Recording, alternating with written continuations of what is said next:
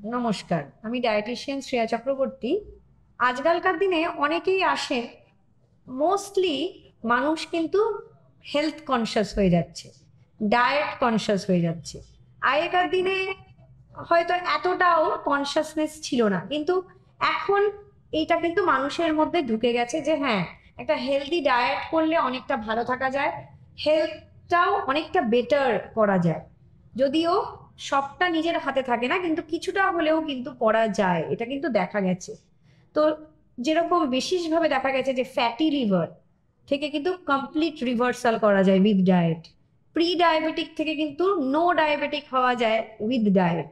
এগুলোর কিন্তু বিশেষভাবে কোনো মেডিসিন হয় না। তো উইথ ডায়েট কিন্তু কমপ্লিট রিভার্সাল, স্কিনকে বেটার রাখা যায়।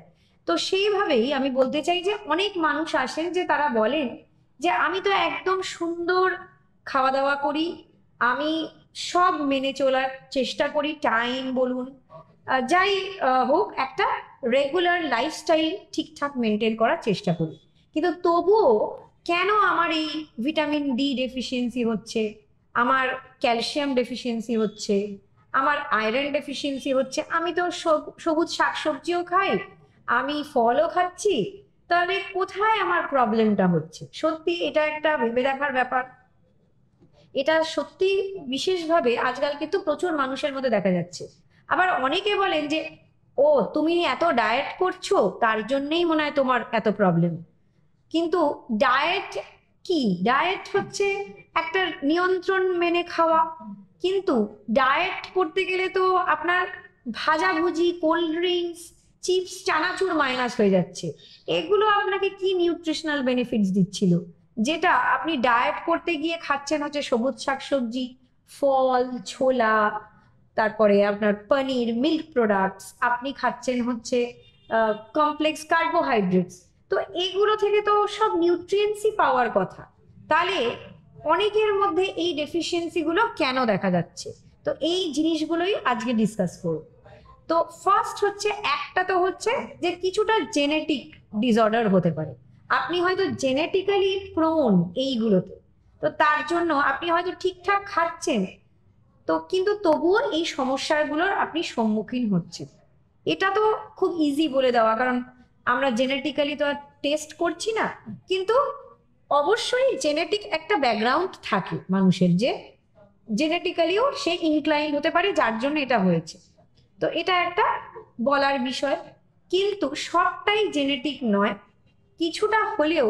একটা হচ্ছে যে আজকাল, আগেকার দিনের যে ক্রপ ফার্মিং করা হতো, মানে ফসল ফলানো হতো, সেগুলোর মধ্যে কিন্তু অনেক মডার্নাইজেশন হয়েছে, যার থেকে বলা হচ্ছে সয়েলে হয়তো কিছু missing, like magnesium, selenium, zinc, এইগুলো মিসিং হয়ে যাচ্ছে। কিছু কিছু সবজি আমরা যেটা পাচ্ছি, হয়তো বলা হচ্ছে যে খুব ফাস্ট এগুলোকে গ্রো করানো হচ্ছে মার্কেটে অ্যাভেলেবল করার জন্য, এই মেজর মিনারেলস গুলো কিন্তু তার মধ্যে থেকে মাইনাস হয়ে যাচ্ছে। তাহলে সেক্ষেত্রে এটা আমাদের হাতে নেই। তাহলে আমাদের এইগুলো পরিমাণটা তাহলে বাড়াতে হবে, বা এমন কিছু খেতে হবে যেগুলো সবটাই ক্রপ ডিপেন্ডেন্ট নয়। মানে তাহলে আমাদের অ্যানিমাল মিট বা মিল্ক, এগুলোকে বিশেষভাবে ইনক্লুড করতে হবে। এরপরে অনেক ক্ষেত্রেই দেখা যাচ্ছে আজকালকার দিনের মানুষেরা বাড়িতেই বিশেষভাবে থাকছেন, কারণ ওয়ার্ক ফ্রম হোম মোড চলছে বিশেষভাবে দেখা যাচ্ছে, বা হাইব্রিড মোড চলছে। বা অনেক ক্ষেত্রেই আগেকার দিনে যেরকম খেলাধুলো, এগুলো বিশেষভাবে দেখা যেত, এখন অনেক ক্ষেত্রেই মাঠ নেই, কিছু নেই, তো সেজন্য অনেকেই পয়সা দিয়ে খেলতে যাচ্ছে। সেগুলোও হয়তো কোনো আন্ডার কভারের মধ্যেই সে থাকছে, সেগুলো ঠিক রোদের মধ্যে নয়, বা বিকেল বেলা খেলতে যাচ্ছে যেখানে সানলাইট ডিরেক্টলি তার বডিতে ঢুকছে না। সেক্ষেত্রেও কিন্তু হয়তো খাওয়া দাওয়া খাচ্ছে, কিন্তু ভিটামিন ডি আমরা খাওয়া দাওয়া থেকেও পেতে পারি, সবুজ শাকসবজি, ফর্টিফাইড খাবার যেগুলো থেকে বাইরে থেকে ভিটামিন ডি তার মধ্যে দেওয়া হয়েছে, ফর্টিফাইড মিল্ক হয়, ফর্টিফাইড নাটস হয়, কিন্তু এগ থেকেও আমরা পেতে পারি। কিন্তু মেজরলি কিন্তু আমরা পাই হচ্ছে সানলাইট থেকে। তাহলে এই যেহেতু আমরা অতটা বাইরে বেরোচ্ছি না, সেক্ষেত্রে তখনও কিন্তু এই ভিটামিন ডি ডেফিসিয়েন্সি দেখা যাচ্ছে। তাহলে কি করতে হবে? অবশ্যই একটা টাইম বের করুন যখন আপনি সানলাইট পেতে পারবেন, আর সেই সময়টা আপনি এক্সারসাইজ করে নিন, আপনি একটু দৌড়াদৌড়ি করে নিন। হ্যাঁ, এবার সবাই কি সেটা পারবে? সেটা তো আপনার তাহলে কাস্টমাইজ ডায়েট প্ল্যান নিতে হবে, কাস্টমাইজ লাইফস্টাইল কিভাবে চলবেন সেটা আপনাকে নিতে হবে। কিন্তু যে নর্মাল, যার ঠিকঠাক ডায়েট ফলো করেও এই সমস্যাগুলো হচ্ছে, তিনি এইভাবে তার দিনটা সাজাতে পারেন। তো এটা এক ধরনের চলে গেল। অনেক ক্ষেত্রে দেখা যায় যে প্লান্ট বেসড ফুড থেকে আমরা যেরকম ডিরেক্ট ওমেগা-3 সেভাবে পাচ্ছি না, মানে যেটা আমরা ফ্যাটি ফিশ থেকে পেতে পারি, সেটা হয়তো সেভাবে আমরা ওমেগা-3 আমরা সবজি থেকে সেভাবে পাচ্ছি না যতটা দরকার। সবুজ শাকসবজি থেকেও পাচ্ছি ওমেগা-3, ওয়ালনাট এগুলো থেকেও পাচ্ছি, কিন্তু সবাই কি ওয়ালনাট অ্যাফোর্ড করতে পারছে? বা অনেক ক্ষেত্রেই দেখা যায় যে অনেকে ভেজিটেরিয়ান, তার খাবারে সেভাবে ওমেগা-3 সে পাচ্ছে না। তো সেক্ষেত্রে ঠিকঠাক ডায়েট সে ফলো করছে, কিন্তু এটার একটা ডেফিসিয়েন্সি হয়ে যাচ্ছে।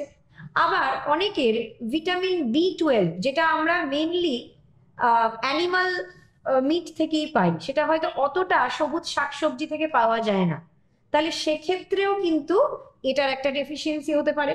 আবার দেখা যায় আমরা আয়রন রিচ ফুড খাচ্ছি, কিন্তু আয়রন অ্যাবজর্পশনে যেটা হেল্প করে ভিটামিন সি, সেটা কোনোভাবে আমাদের মিস আউট হয়ে যাচ্ছে।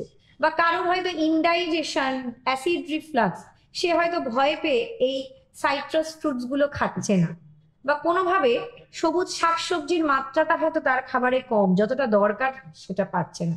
তো সেক্ষেত্রে আয়রন ডেফিসিয়েন্সি হয়ে যাচ্ছে, বিশেষভাবে মহিলাদের মধ্যে এটা খুবই দেখা যায়, তখন নানান সমস্যা দেখা দিচ্ছে। তো এইভাবে মেজর নিউট্রিয়েন্টস গুলো কিন্তু মিস আউট হয়ে যাচ্ছে। তাহলে কি করতে হবে? মাইন্ডফুল ইটিং করতে হবে। তাহলে ভেবে চিন্তে একটা তালিকা বানাতে হবে, যেটাতে আপনারা দেখতে পারবেন যে আপনারা, হ্যাঁ, আমরা একটা টাইম মেনটেন করে খাচ্ছি, সব হেলদি ফুডস খাচ্ছি, কিন্তু সেটা কি ব্যালেন্সড হচ্ছে? সেটা কি পর্যাপ্ত হচ্ছে? হয়তো আপনি ভয় পেয়ে ভাবছেন যে না, একদমই আমার এটা খাওয়া উচিত না, যেহেতু এটা আমার খুব একটা স্যুট হয় না। আনটিল অ্যান্ড আনলেস ওটা প্রুভেন যে আপনি ওটার সাথে অ্যালার্জি, কোনো কিছু শুনলেন যে ওটা ক্ষতি করতে পারে, কিন্তু ওটা আপনাকে ক্ষতি করছেন কিনা সেটা প্রুভেন নয়, সেটা সম্পূর্ণ বন্ধ করে দেবেন না, যেটা অনেকের ক্ষেত্রেই কিন্তু এটা দেখা যাচ্ছে। ইভেন আমার কাছে অনেক পেশেন্ট আসেন যিনি হয়তো তার কিডনি ড্যামেজড, তিনি শুনে আগে থেকেই সব প্রোটিন বন্ধ করে দিলেন, দিয়ে আরো দুর্বল হয়ে পড়ছেন। এক্ষেত্রে আমি বলবো যে কেন, মানে প্রোটিন রেস্ট্রিকশন আর প্রোটিন স্টপের এই দুটো কথার কিন্তু দুটো আলাদা মিনিং। রেস্ট্রিকশন মানে কম খেতে বলা হচ্ছে, বন্ধ করে দেওয়া নয়। কারণ প্রোটিন ছাড়া আপনি কি করে জুঝবেন? আপনার বডি ইমিউনিটি তো পাবে না, রোগ প্রতিরোধ ক্ষমতাই পাবে না। তাহলে সেক্ষেত্রে এইভাবে ডেফিসিয়েন্ট হয়ে যাচ্ছে মানুষ, আগে থেকেই ভয়ভীত হয়ে সব বন্ধ করে দিচ্ছে। অনেক সময় দেখা যাচ্ছে যে ম্যানুফ্যাকচারিং হওয়ার সময় হয়তো সেটা প্রসেসটি হচ্ছে, কিন্তু সেটা কিছুটা হলেও হেলদি, যেরকম মাল্টিগ্রেন ব্রেড বা হোল হুইট ব্রেড বা নাট মিল্ক, যেগুলো আজকাল খুবই খাওয়া হচ্ছে। সবার মধ্যে যারা ল্যাকটোজ ইনটলারেন্ট তারা এইগুলো খুবই খাচ্ছেন, নাট মানে অ্যালমন্ড মিল্ক, বা অনেক ক্ষেত্রে সয়া মিল্ক, এগুলো খাচ্ছেন, কিন্তু এইগুলোও তো প্রসেসড, কিছুটা হলেও প্যাকেজড। তাহলে এইগুলোর যখন ম্যানুফ্যাকচারিং হচ্ছে, তখন দেখা যাচ্ছে বিশেষভাবে কিছু নিউট্রিয়েন্টস হয়তো মিসিং আউট হয়ে যাচ্ছে, সেক্ষেত্রেও কিন্তু একটা ডেফিসিয়েন্সি হতে পারে। তাহলে এই সব প্রবলেমগুলো যদি আপনারা ফেস করেন, তাহলে কি করণীয়? এগুলোর কিছু তো একটা ওয়ে আউট করতেই হবে। তাহলে করণীয় হচ্ছে ডাইভার্সিফাই করতে হবে ডায়েটটাকে, মানে সব রকম খাবারই একটু একটু করে রাখতে হবে। কিছু ভেবে এই নয় যে এটা ভালো নয় ওটা খারাপ, এরকম না ভেবে যদি আপনি ইকোনমিক্যালি সেগুলোকে অ্যাফোর্ড করতে পারেন, তাহলে বিভিন্ন টাইপের খাবার, যেরকম নাটসও রাখুন, আপনি সিডসও রাখুন, একটু ভেজিটেবলস, ফ্রুটস, হোল গ্রেনস, এগুলো ইনক্লুড করুন। তার সাথে সাথে প্রোটিন, মানে অ্যানিমাল প্রোটিন, প্লান্ট প্রোটিন, সবকিছুকেই একটু একটু করে ইনক্লুড করুন। আর বিশেষভাবে মাথায় রাখুন সেই আমাদের চিরাচরিত যেটা সিজনাল ফ্রুট বেশি করে খান, সিজনাল সবজি বেশি করে খান, আর যদি একটু ফ্রেশ ভেজিটেবল কেনা যায়, মানে চলতি যেগুলো রেগুলার বাজার থেকে কিনে যদি খাওয়া যায়, মানে প্যাকেজড খাবার দাবার বা যেগুলো আজকাল বলা হয় যে অর্গ্যানিক, ওগুলোও খাওয়া ভালো, আমি বলছি না যে সবটাই খারাপ, কিন্তু মাঝে মধ্যে খান। আর বিশেষভাবে যদি ন্যাচারাল মার্কেট থেকে যেগুলো পাওয়া যাচ্ছে সেইগুলো যদি খান, আশা করা যায় তার মধ্যে অতটা কোনো প্রিজারভেটিভ বা কিছু থাকবে না। আর যেটা আগেও বললাম, মাইন্ডফুল ইটিং, মানে আপনি হয়তো আয়রন রিচ ফুড খাচ্ছেন কিন্তু ভিটামিন সি খাচ্ছেন না। তো এই ভিটামিন সি তো আয়রন অ্যাবজর্ব করতে কাজে লাগে। তো সেক্ষেত্রে আপনাকে অবশ্যই আয়রন রিচ ফুডের সাথে সাথে, যাদের বিশেষভাবে আয়রনের ডেফিসিয়েন্সি আছে, তারা আয়রন রিচ ফুড যেমনি খাচ্ছেন, ভিটামিন সি যুক্ত খাবারও কিন্তু অবশ্যই ইনক্লুড করুন। আর এর পরেও যদি, যেটা বললাম যে জেনেটিক্যালি যদি আপনার কোনো ডেফিসিয়েন্সি দেখা যায় বারংবার, তাহলে সেক্ষেত্রে কিন্তু আপনাকে ডক্টরের কাছে বা ডায়েটিশিয়ানের কাছে পরামর্শ নিয়ে কোনো সাপ্লিমেন্টেশন নিতে হবে, কারণ এছাড়া আর কোনো উপায় নেই এগুলো থেকে বাঁচার।